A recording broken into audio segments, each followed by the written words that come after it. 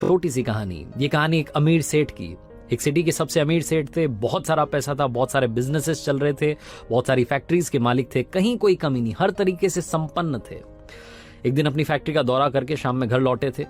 बड़ा सा बंगला, आलीशान बंगला। अंदर पहुंचे तो देखा कि घर वाले सारे लोग जो थे पूजा पाठ कर रहे थे, शाम की आरती चल रही थी। सेठ जी को भगवान से थोड़ी डिस्टेंस बनाने में मजा आता था। वो नास्तिक टाइप के थे, वो दूर रहते थे। अपने कमरे में चुपचाप चले गए, जाकर के अपना हिसाब किताब करने लगे, एनालाइज करने लगे क्या सही हुआ क्या गलत हुआ। नौकर को बुला करके कहा कि एक कप कॉफी लेकर के आ जाओ। नौकर गया कॉफी तैयार करने के लिए। अचानक से सेठ जी को दर्द होने लगा सीने में, बेचैनी महसूस होने लगी। वापस नौकर को बुलाया और कहा कि एक काम करो, फटाफट से डॉक्टर्स को बुलाओ, कॉफी बाद में बनाना। उस सिटी के जो टॉप हॉस्पिटल के डॉक्टर्स थे वो सारे के सारे आए, आकर के जांचें करी, बहुत सारी रिपोर्ट्स आई।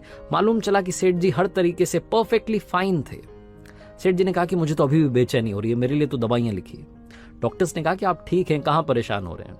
फिर भी सेठ जी का मन था, वो अंदर ही अंदर अजीब सा महसूस कर रहे थे। तो डॉक्टर्स ने दवाइयां लिख दी और साथ में नींद की गोली लिख दी कि अगर नींद ना आए तो ये भी ले लेना, लेकिन आप आज आराम करना, किसी बात की वजह से शायद आप परेशान हैं, इसीलिए आपको बेचैनी हो रही है। नौकर ने खाना तैयार किया, दवाइयां लेकर के आ चुका था। सेठ जी ने दवाई ली, सोने के लिए बिस्तर पर चले गए, लेकिन नींद नहीं आ रही थी, करवट बदल रहे थे। बिस्तर से उठ करके वो नींद की गोली भी ले ली, लेकिन तब भी नींद नहीं आ रही थी। बहुत देर हो गई थी। घड़ी उठा करके देखा तो रात की 3 बज रही थी। सन्नाटा था, हर तरफ शांति थी। उन्हें लगा कि इस बंद कमरे में शायद घुटन हो रही होगी। कमरे से बाहर निकले, अपने आलीशान बंगले के बगीचे में गए, गार्डन में जाकर के टहलने लगे, लेकिन वो वहां भी उन्हें सुकून मिला था। उन्होंने सोचा कि थोड़ा बाहर टहल करके आता हूं। घर से बाहर निकल गए, कॉलोनी में सड़क पर टहलते टहलते दूर चले गए। इतने ख्यालों में खोए हुए थे, फैमिली को लेकर के, बिजनेस को लेकर के, पता नहीं 50 बातें चल रही थी कि घर से कब दूर आ गए मालूम ही नहीं चला। सड़क किनारे एक चबूतरा था, वहां जाकर के बैठ गए, चप्पल नीचे उतार दी, आराम से बैठे थे। उसके बाद में अपने बचपन को याद करने लगे, उन दिनों को याद करने लगे जब स्ट्रगल किया करते थे, जब लाइफ में कुछ नहीं था। वो सारे दिन याद आने लगे। सेठ जी अपने ख्यालों में थे, तभी वहां एक कुत्ता आया और उनकी एक चप्पल अपने मुंह में दबा करके भाग गया। सेठ जी ने देखा तो फटाफट से उसके पीछे भागे अपनी चप्पल छुड़वाने के लिए। कुत्ता दौड़ता दौड़ता पास में झुग्गी झोपड़ियां थी, वहां जाकर के चला गया। उस कुत्ते के पीछे पीछे गए, आवाज लगाई, वो कुत्ता थोड़ा डरा, उसने अपने मुंह में से वो चप्पल नीचे गिराई और वो वहां से खिसक लिया। सेठ जी ने दूसरी वाली चप्पल भी पहनी और वापस अपने घर के लिए आने के लिए तैयार थे। उन्हें याद आया कि घर भी तो चलना है, कितनी देर से बाहर बैठा हूं। तभी उन्हें किसी के रोने की आवाज आने लगी। सेठ जी ने आसपास पास देखा तो एक झोपड़ी में से रोने की आवाज आ रही थी, एक महिला के रोने की आवाज आ रही थी।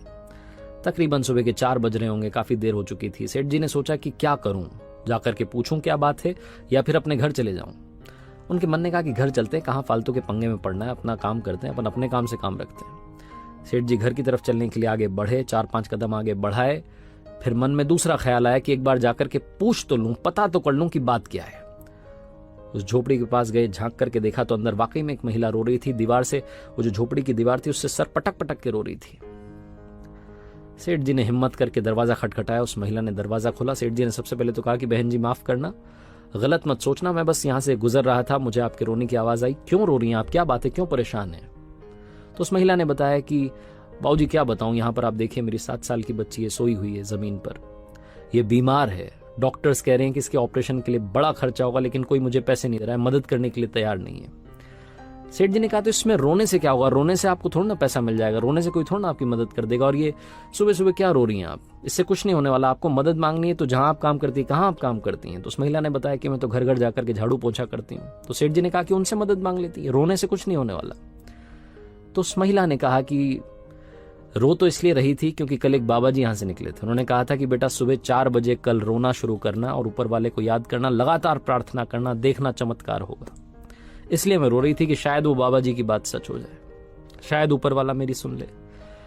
सेठ जी ने जब ये सुना तो उनका दिल पिघल गया। उन्होंने फटाफट से कॉल किया, एम्बुलेंस आई, डॉक्टर्स को कॉल कर दिया कि इस बच्ची का ऑपरेशन होना है, जितना खर्चा होना है वो सब आप मुझसे लेना, आप इस बच्ची को ठीक कर दो, स्वस्थ कर दो। और उस महिला को कहा कि आप कल से ही मेरे यहाँ पर आकर के नौकरी शुरू कीजिए, मेरे पास बहुत सारी फैक्ट्रीज हैं, आपको जहां काम करना है वहां काम करना। उस महिला के रहने के लिए अपना सर्वेंट क्वार्टर भी दे दिया। सेठ जी की जो बेचैनी थी वो तो उसी वक्त खत्म हो गई थी जब उन्होंने एम्बुलेंस को कॉल किया था, डॉक्टर से बात की थी। लेकिन मन में एक शंका थी, एक डाउट था जो लगातार चल रहा था। सेठ जी सोचने लगे कि मैं ऊपर वाले से इतनी डिस्टेंस रखता हूं, नास्तिक हूं, मुझे मतलब ही नहीं है, लेकिन क्या वाकई में ऊपर वाला है? ये क्या चक्कर है कि वो बाबा जी ने कहा कि 4 बजे रोना शुरू करना। मैं वहां पर किस्मत से पहुंच गया और उस महिला की मैंने मदद कर दी। सेठ जी के मन में 50 ख्याल आने लगे। फिर दूसरा ख्याल आया कि अगर वाकई में ऊपर वाला है तो हम ये नीचे वाले जो लोग हैं ये क्यों लड़ रहे हैं, वो क्यों हमें लड़ा रहा है धर्म के नाम पर, जात पात के नाम पर। उस महिला से ना तो मैंने जाति पूछी, ना उसने मेरी जाति पूछी, ना हमने एक दूसरे की जाति पूछी, ऊपर वाले ने भी हमारी जात पात के बारे में नहीं सोचा, बस मुझे जरिया बना करके वहां भेज दिया। सेठ जी को उस दिन समझ में आया कि लाइफ में वो काम में बड़ा विश्वास रखते थे कि कर्म किए जाओ, वो काम करेंगे तो रिजल्ट मिलेगा, काम करेंगे रिजल्ट मिलेगा। उस दिन एक और बात समझ में आई कि काम के साथ साथ, वर्कहोलिक होने के साथ साथ दूसरों की मदद करना, वो ह्यूमैनिटी का भाव रखना भी बहुत जरूरी है। सेठ जी को उस दिन समझ में आया कि जब मैंने किसी की मदद करी तो मुझे सुकून मिला, वो जो अंदर की बेचैनी थी वो खत्म हो गई। दुनिया में ऊपर वाले ने सिर्फ एक धर्म बनाया जिसे ह्यूमैनिटी कहते हैं, मानवता कहते हैं, इंसानियत कहते हैं। ये कहानी काफी कुछ सिखाती है। पहली बात तो सिखाती है कि अगर आप भरोसा रखेंगे तो चमत्कार जरूर होगा। दूसरी बात सिखाती है कि जिंदगी में एक दूसरे की मदद करते चलेंगे तो आपकी मदद अपने आप ऊपर वाला करेगा। और तीसरी सबसे बड़ी बात सिखाती है कि जिंदगी में ज्ञान बांटने से हमेशा कुछ नहीं होता, मुस्कान भी बांटना